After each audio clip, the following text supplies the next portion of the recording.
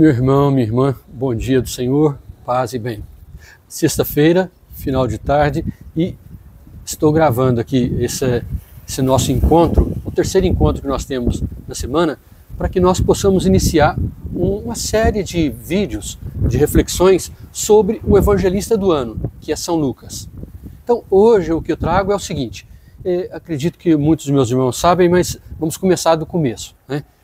Quando se celebrou a Eucaristia, pela primeira vez, a grande ação de graças, foi para celebrar o dia do Senhor. Por quê? Jesus, na Santa Ceia, ele, num contexto de liturgia judaica, ele celebrou a Páscoa. Mas a grande Páscoa para nós é a ressurreição do Senhor. Então, reunidos sempre no primeiro dia da semana, para celebrar a presença do crucificado ressuscitado, os cristãos sempre renovavam a fé de que eles estavam caminhando, contando com a presença do Senhor, que disse, eu estarei com vocês todos os dias, até o fim dos tempos. Então vamos procurar entender como é que se deu isso.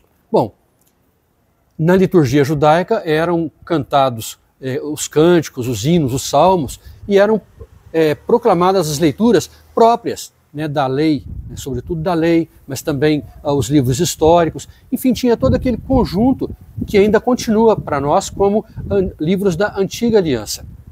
Mas aos poucos, na vida cristã, se foi formando também um corpus, assim que os estudiosos falam, né, um grupo de textos que foram sendo reconhecidos como canônicos, quer dizer, aqueles que deveriam entrar numa lista de livros, textos inspirados para conduzir a vida da igreja nascente. Pois é, e os cristãos, a maioria no início eram vindos do judaísmo, alguns se reuniam sim na sinagoga, mas se reuniam como comunidade cristã para celebrar a ceia do Senhor, para celebrar a Eucaristia. E aos poucos se foi formando, a partir também de textos do apóstolo Paulo, que escrevia para orientar as comunidades, eram feitas, e aí a gente pergunta, e os evangelhos? Os evangelhos surgiram como catequeses das comunidades que foram formadas, sobretudo, pelos evangelistas, né? Mateus e João, e os discípulos de Pedro e Paulo, né? que é São Marcos e São Lucas. Mas vamos lá então.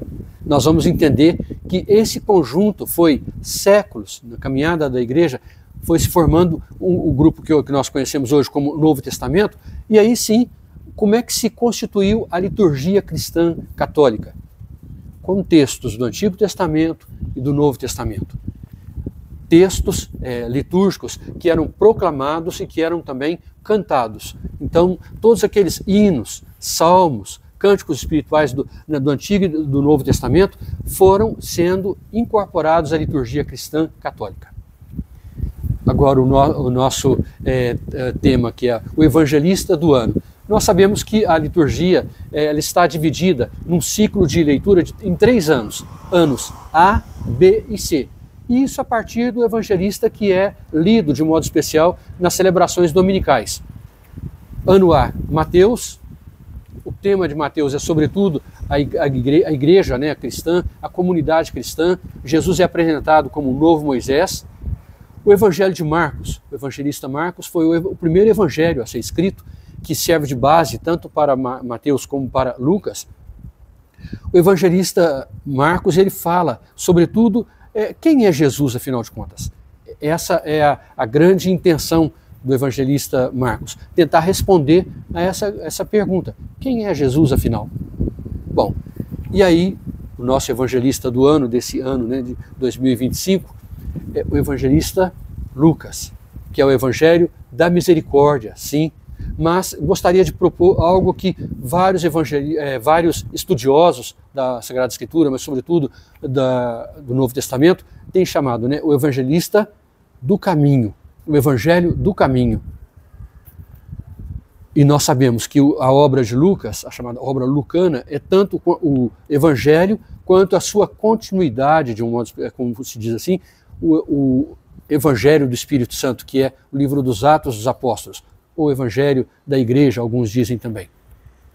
Mas vamos dizer, há uma maneira de conceber o Evangelho de Lucas, e essa é uma maneira da gente entender durante todo esse ano, né, as leituras que serão feitas do Evangelho, que é importante que a gente compreenda que o evangelista Lucas nos mostra o caminho da salvação.